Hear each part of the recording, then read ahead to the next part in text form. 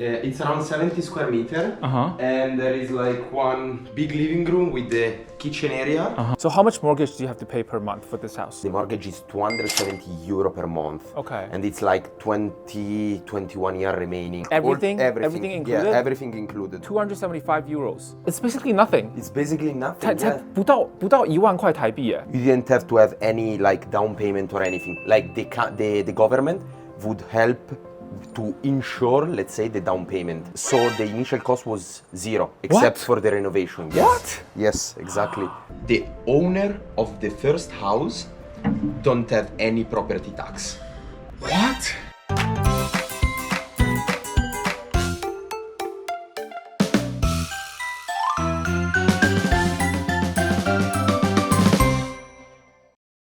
身为有礼貌、爱清洁、人见人爱的 INFJ， 每次回国第一件事情就是打扫家里。但是打扫完还不能睡觉，因为家里的床单没有天天洗。台湾的天气闷热潮湿，正好是适合尘螨生长的环境。我又有过敏体质，这些小混蛋简直是我的天敌。还好我有这台DIKE气旋超声波智能除螨机，专门为台湾潮湿环境设计的，可以用超声波弱化尘螨的活动力，用紫外线和60度高温破坏尘螨的生存环境，再以每秒36000次拍打震动床单、棉被，集中力道把藏在深处的皮屑、灰尘跟尘螨通通吸出来，除螨率高达99%。机体还附有香氛槽设计，吸完香香暖暖的，跟洗过晒过太阳一样。所以睡觉前我都会用DIKE把整个床都吸一遍，把尘螨全部都驱逐出去，一个都不剩。那我自己因为皮肤比较容易过敏的关系，所以对寝具的干净程度要求比较高。这款DIKE除螨机也连续使用了1个月，觉得它在设计上面很直观，像它的集成箱是透明的，很容易看到吸到了什么，然后要取下来清洁也很容易。还有动态萤幕设计，一边吸就可以看到上面的尘螨指数，数字一直往下降，打扫起来就特别有成就感。加上它的吸尘口径也够大，所以清理速度特别快。那除了床垫、床单、枕头这些寝具之外，我也拿来吸地毯跟沙发坐垫，特别是沙发坐垫，第一次吸完惊为天人，超级脏，没有清过真的不知道，平常都坐在一堆尘螨上面。清洁使用都很简单，又能有效清出脏污，非常的推荐给爱干净的人。好，那我跟DIKE有谈到一个不错的团购价，单入原价4890，团购价75折3690，附精油的原价组合5898，团购价69折3989，而且还有一个特别的团购专属回馈，你在回购的时候会回馈给你100%的购物金，然后一次可以折抵20%的消费金额。也就是说，如果你买了一个单入的尘螨机3690之后，你每次去回购它的补充品或是DIKE的其他商品，像是官网上面的暖气机、延长线、吹风机等，就可以一次折抵掉20%，也就是738块，一共可以折抵5次。所以说5次消费之后，这台尘螨机等于是免费送你的。所以家里还没有尘螨机的人，可以趁这个非常优惠的档期来购入。那如果怕买了之后不满意的话，也不用担心，7天内都可以申请全额退费。那详细的优惠资讯我会放在影片的留言区。Hello， 我是阿滴，欢迎收看真底要对决。这次来到意大利最后一个城市，我们停靠的是米兰。那我们按照惯例一样会看一下当地的住宿。不过我上一趟来意大利已经拍过了用租的住宿，所以我们这次比较的不会是租金，而是整个买下来的价钱。需要多少钱才能够在意大利置产，以及需要多少成本才能够持有这个房产。那我觉得在台湾大家都还蛮关注买房这个议题。今年本频道流量最高的影片也都是跟我自己房子相关的，所以再次回到意大利，我们来了解一下在异国买房产是什么样的体验。我们今天要对决的是米兰市中心的公寓 versus 在郊区的公寓。我们会在开箱完房子之后再来讲价钱跟它的取得细节。那首先就是我现在处在的这个公寓，这一间是我在 Booking.com 上面找到的。那房东也很愿意跟我分享这个物件的取得细节。它就在米兰中央车站走路10分钟就可以到的精华地段，建物1950年就完工，所以是一个70年左右的老公寓。在4楼没有电梯，室内空间大约75平方米，也就是22.6平。那首先我们来看一下这个公寓的格局跟配置。好，那我们的开箱从这个房子的玄关开始，它的玄关是一个长长的走道，看起来很浪费空间，但其实左右都有很多利用的地方。像比如说这一整排上下全部都是收纳柜，里面可以放梯子、吸尘器、晒衣架，3组里面的空间都非常的大。右边的话，这里也是一个储藏室，但它里面还多装了一个马桶，然后还有洗衣机放在这边，所以这边也是一个还蛮实用的空间。这边的话呢，有对外的窗户，窗户往外看到的是有点像一个天井，所以上面是有采光下来。在这边也可以晾衣服。那我们从大门的门口走到底，第一个房间就是主卧，它是一个 L 型的走廊啊，前面这里是卧室。好，所以主卧的话算是也还蛮大的，虽然这里没有一个独立的桌子可以使用，但是还是有很多的橱柜，这边的这个走道或者是床两边的走道都有很多的空间，甚至如果你要在这里放一个额外的椅子，应该都还是有空间的。那床的话就是一个标准的双人床，衣柜是2组完整的，除了这个之外，这边还有一个 countertop， 所以在这上面应该会放一些私人物品，或者是再加一个电视。都是很 OK 的，而且我觉得这个家具的品质蛮好的哦。这里有一个一模一样，所以它是3组一套，所以这边的功能比较像是床头柜，然后上面的话也有挂一些画。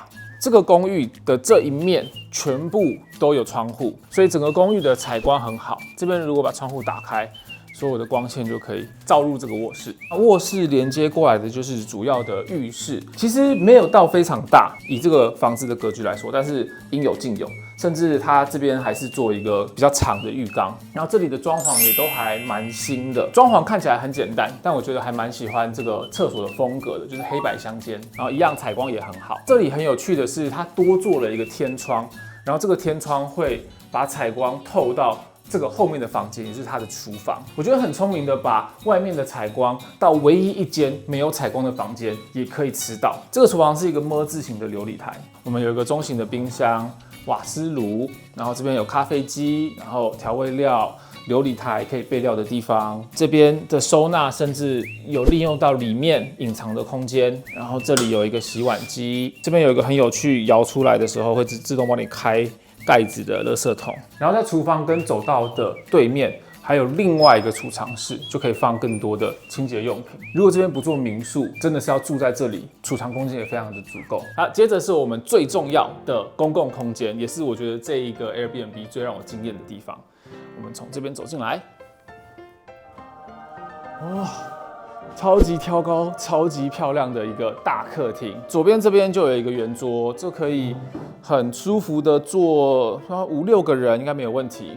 然后可以看得出来它的灯啊，还有它的饰品都是非常有意的设计，整体看起来的色调跟装饰都很协和。墙上有很多的画，也有镜子，增加空间感。后面有电视、电视柜，然后这边是一个可以出去的阳台。沙发区的话有4个座位，非常的舒适。我很喜欢它这个墙面的跳色，就在这边如果要拍影片，感觉也很适合当做背景。房东甚至有空间可以摆一整盆植物在这边，让整个空间更有生命力一点。最后的话就是这边有一个嵌入式的书架。好的，以上就是这次的米兰住宿开箱。接着我们来揭晓要花多少钱才能够在米兰市中心买到这个物件。这个公寓如果是2024年的售价，大约会落在50万欧元，就是在这个基础上面，类似条件的老公寓就是这个价格。那如果是以台湾平价来讲，因为台湾还要算公设，这边都是10坪，老公寓我们抓个10%的公设，那就是全幢24.86，所以整体算下来1坪落在71万左右。以这个这么市中心的位置啊，我觉得价格算是比台湾亲切一些。不过要记得这个物件是一个没有电梯的70年老公寓，所以可能会有漏水、电力消耗、管线很老旧的问题。房东说当初这个房子大概花了8万欧元，就是差不多280万左右，才把它整修成现在这个漂漂亮亮的样子。那在整个开箱完跟了解了价格之后，就觉得有点羡慕就怎么算都感觉好像比较便宜。如果是一样在台北市中心精华地段，就这样子70年的老公寓的话，我觉得可能动辄要100万，或者至少是要接近100万1坪。但是我想说，这有可能是因为我不了解意大利房地产取得的其他隐藏成本，就像是美国的房屋税，每一年有可能要缴到高达5%。所以接下来呢，我们会到郊区开箱一个大小差不多的公寓。那是因为我在意大利的朋友叫做 Matteo， 他也非常愿意跟我分享他取得这个物件的细节，以及其他在意大利买房子可能会需要的开销。那我们就明天一起去看看吧。我要补充一个，今天是礼拜6，我早上一醒来，原本下面昨天应该有拍啊，都是停很多的车子，瞬间全部消失，变成是一个晨间的市场，有卖水果啊、衣服啊，各式各样的物品，感觉是很当地人的生活，所以住在这边真的是还蛮方便的。哇！但是这个市集结束，好可怕，这边一片狼藉。这应该会有人收吧。Buongiorno， 我们现在来到位于米兰北方，火车车程大约10到15分钟的一个小城市。我们今天要开箱的第2个公寓就在这个地方 ，Monza。他们这个城镇也有这种非常大的教堂。这个城市也是很漂亮，在市中心，其实跟米兰的感觉没有差太多。这个好可爱哦。你有没有带酒？ Ciao. Ciao. Entra. Buongiorno. Come stai? Sto bene, sto bene. 大家，这个是 Matteo。你好，你好，欢迎光临。欢迎光临，对，欢迎光临。对，他也会讲中文。So this is my first time here. Yes. And I'm looking at it now. It's a very nice, cozy apartment. How big is the area inside? It's around 70 square meter. Uh-huh. And there is like one big living room with the kitchen area. Uh-huh. And then there is the toilet and the bedroom, which now is a bit messy. So It's okay, yeah. Yes. But already here in the living room, you can see also the balcony. Yeah. Oh, yeah. A very Yes. nice balcony. Nice. Wow. Oh, and all the greenery. Yeah, this is like really a like a residential area. Yes, correct. 70 square meters. So 70. the room inside is probably almost as large as this outside area. Yeah, big shower and so on. Let's see what you have here. Is this typical for Italians? It's typical to have a lot of alcohol in the house. Yeah. So there is usually a wine rack like there, and the alcohol part here. Yeah. I like to have like some good, nice quality alcohol, and also the wine part you can see here. You also have a DJ disc. Yeah, I do DJ in my free time, so of course I needed to have my DJ corner in the house. 好，在看完他公寓之后，我们现在在他阳台，想说可以问一下 Matteo 关于这个房子是怎么买的、多少钱，以及他对在意大利拥有房产的一些想法。So this house, when did you buy it? It was, I think, 2016. 2016. Okay. Yes. And at that time, how much was it? The cost was, I think, 120,000 euro. Oh, at the time. Okay, yeah, very it was cheap. very cheap, Yeah, but, very but cheap. because it needed to be renovated, everything, so it wasn't like this. It was like looking very bad. Okay. So we put also like 25,000 euro of renovation. Okay. So in total, it's about 150,000.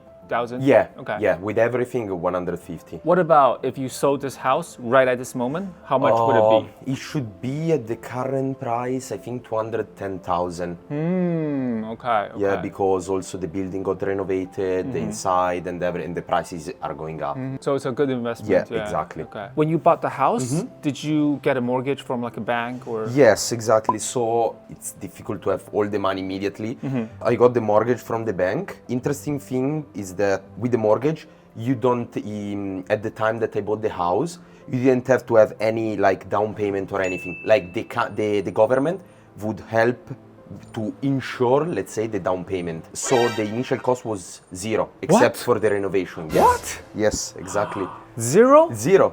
So you got 100% mortgage? Yes, from correct. the bank? From the bank, usually it's 20% down payment. But for young people buying the first house, there was this kind of agreement with the government that would put insurance on the first 20%. At the end of the day, you have to pay that 100% of mortgage. Yes. Okay. Yes. Okay. At least it takes kind of the initial pressure of buying a house, having to have a lot of money prepared as down payment in order to have your own house for the first time. Wouldn't like everyone just hop in and buy houses back then if you don't need down payment? Like anyone could do it if it's your first house. That is complicated because many people, the bank still wouldn't allow the loan because the average salary. After the background check. Exactly. Yeah, The average salary is not that high in Italy. It's actually low. The point is that even if you have this first 20% insured, like the bank still needs to be sure that you will be able to pay for like the 30 remaining years. 80%. Yeah, exactly. Yeah. So no down payment. How much was the interest rate? So the initial interest rate when we did the first loan,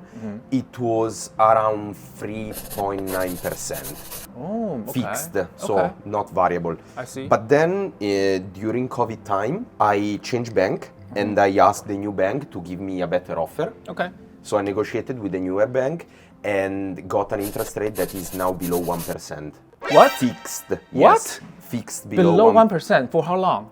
30 years total. For the entire? For the entire, What? For the no entire matter payment? what happens. That was a really good deal. Wow, yeah. You did some cash grab right there. You got Exactly. free money, basically. It's free money. Like my monthly payment almost went down in half. For the same length, for the same money, for the same everything. But after COVID, is it still available now? This No way. interest rate? The interest rate shoot up so much right now. How much is the current interest rate if you were to buy right now? The interest rate, I believe, is like 4.5%, something like Wow, this. yeah, okay. Which That sounds makes reasonable, Which yeah. makes a huge difference, you know. Like it's not like 3% on the total; it's yearly. Yeah, yeah. So makes a big difference. Yeah. Oh, you got really lucky then. Also, Yeah. you're very like street smart. You do your homework, you do your due diligence. Exactly. Yeah, that's why you can, I don't want to gift money away to Yeah. banks. So how much mortgage do you have to pay per month for this house? The mortgage is 270 euro per month. Okay. And it's like 21 year remaining. Everything? Everything Everything included? Yeah, everything included. 275 euros. It's basically nothing. It's basically nothing. 才 Yeah. 不到1万块台币耶. And after 20 years of paying this, you get the entire house. Yes, So correct. it's yours. Yes. What? I think you cannot take it as the average here. You have to take it as like a special case Because of your interest rate. Yes, exactly. I would say that right now the average would be more around 500 to 600 euro. 500 to 600. That's still very affordable, Yes. I would say. Yeah. Yeah, but if you compare it with the average salary, a single person living in the house would not be able to sustain the expense. Yeah. What is the average annual salary? So for people at my age, I believe it's 1,300 per month. Okay. Let's say 20 to 25,000 per year. Yeah. Okay. I'm also very curious about like other maybe hidden expenses, annual expenses. Yeah. So are there any other things that you have to pay in order to have this house? First of all, the, let's say, building and management expenses. Oh yeah, okay. Which for this house are quite high, 2,000 euro per year, if not more. Oh, 2,000 euro per year? That's Yes, a lot. correct. That's a lot. That's almost more than your mortgage. Yes. That would add up to like 166 euros per month. Yes. The thing is that this is a nicer area of the city.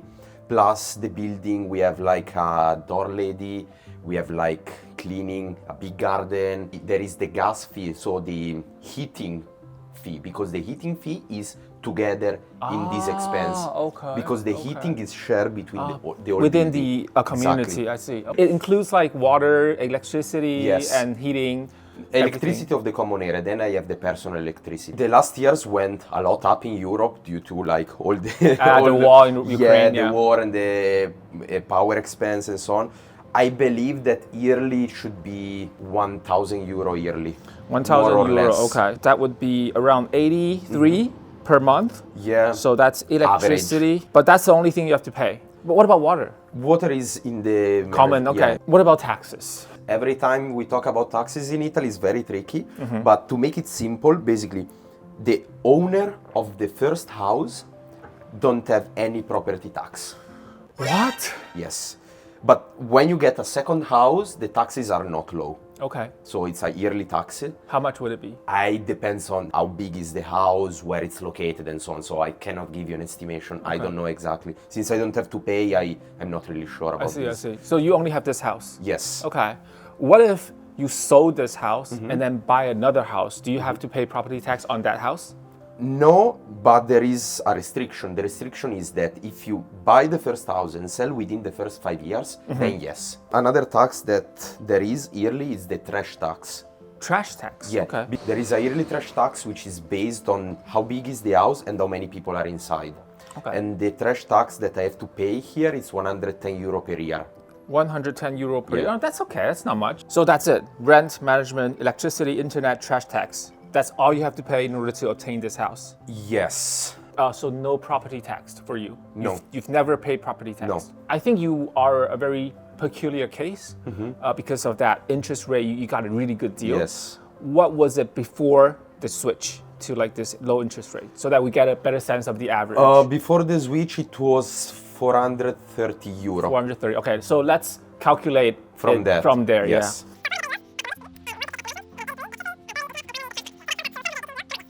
好，各位，我算出来了，所以718欧，换算成台币，一个月全部都加在一起，25000块钱。因为我刚刚换算完之后，我的反应是觉得很便宜。然后 Matteo 说他想要补充一些事情。 If you want to stay in a big city in Italy, like Milan, Milan is the most expensive city to live in Italy. In Italy, okay. It's almost double than this money. Maybe not exactly double, but more than 1,000 euro per month.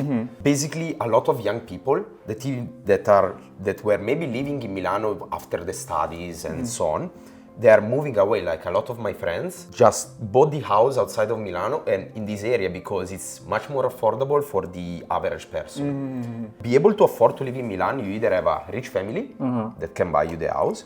Like old money. Yes, exactly. Or you already own the house based like on previous generation of your family. And you just renovate it. Exactly, exactly. That's exactly what people are doing. They just go outside and then use public transportation to go to work, for example, in Milano. Yeah. But for my case, I'm lucky that I work very close to here, so I don't even have to go to Milano. Otherwise, especially in Italy, many people use car to move. The downside of living outside is that every morning the traffic is very big to go to Milano.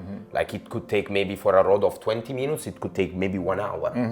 And the same going back. So this is maybe a downside. So maybe a hidden cost of living outside while working in Milano is that you spend a lot in maybe the gasoline for the car. So you save on the house, but then you spend more money. Yeah, there's always like ups and downs, pros and cons, trade-off. So would you say that the young generation of Italy, if they work hard enough, they'll be able to afford a house? Unfortunately, not about how hard you work. Of course, that makes a difference. Like how good of a study path you choose, how good you are at working, so maybe you can earn more money. But I think the problem is more intrinsic in the Italian current work culture because the salaries that the companies give are very low and it's very difficult to go up in the salary. The problem here is more like really earning the money because you can work as hard as you want, but the vast majority of people will not be able to earn enough when they're young to be able to afford the house. And yes, of course, there are some people that make it, as always. Like if you work hard enough, sooner or later it could work out for you. But the vast majority of the time it doesn't work out, especially for businesses. Like if you're a young person that you want to start a business, in Italy it's almost impossible, but because of taxes. Like when I was to Taipei this summer, I was really pleased to see that, for example, in the night market or in the stores, there are a lot of young people handling the shops and the stands and so on, which I was like, yeah, this is how it should work. Because that's how you make the economy go around, people can buy the houses, people can spend more money. Like, in Italy, because of taxes, it's really hard. The income tax, for you guys is very brutal. big. We do have to also take that into account because the amount of money that's disposable to you, it makes a huge difference. Exactly. Right? Because a huge, like half of it, you have to pay income tax. Yes. So it makes sense for the house to be more affordable or no one would be able to afford a house. That's why the prices are Fixed somehow. Much lower compared, for example, with Taiwan, because it's based on the salary. Wait, when you talked about the annual salary, is that before or after tax? Before taxes. Before taxes, then Yes. they really cannot afford a house. If for this kind of salary, the taxes are not that high because the income okay. tax Yeah, are yeah, yeah. based on how big your salary Yep, is. yep. Yeah, for example, for my salary, it's half. Okay. Like That every is- time I do the tax declaration every year, you laugh and cry at the same time. You say, you earn good, but then you're like, yeah, but half goes away. So 马特后来还有跟我补充，意大利这边的房仲是会 charge 买方房子总价的5%作为服务费，以及如果你是买第二间房子，你要多缴一个注册税给政府，那是房价的9%，所以这些也都是买房子会需要准备的钱。那看了市中心50万欧的公寓跟郊区15万欧的公寓，不知道大家会不会觉得，好像意大利人买房子轻松很多？但是马特也有指出，意大利的薪资普遍来说并不高，平均的一个月1200到1500欧，也才5万台币上下。但这边的物价很贵，一餐动辄就要40-50欧，油价更是台湾的将近2倍。然后 on top of that 还有非常高的所得税，所以就算是在意大利，年轻人想要买房也是有难度的。就连我自己听了觉得很不错的意大利的囤房税制，就是你买第一间房子不用房屋税，但是第二间房子开始有很贵的房屋税。Matteo 也说，这个制度会让有闲钱的人都选择投资海外，而不是把钱留在意大利投资意大利，然后他不觉得这个是一个好事。所以这个就让我觉得没有一个完美的制度可以满足所有人，然后世界各国都有他们的缺点跟挣扎，我们只能够多去世界各地看看他们是怎么做的，以及从当中我们有什么可以学习跟调整的地方。以上就是我们这次在米兰的真谛要对决，直接开始看国外的房地产。我们这个系列要学九妹学到什么时候？但希望这集有提供给大家一些新的资讯、有趣的资讯。那如果你对于这个话题有任何的想法，也欢迎大家在留言区讨论。这支也是我们这一趟意大利的最后一支影片了。那如果没有意外的话，也会是阿滴英文2024年的倒数第2支影片。那就感谢大家一直以来的收看，我们就下支影片见，拜拜。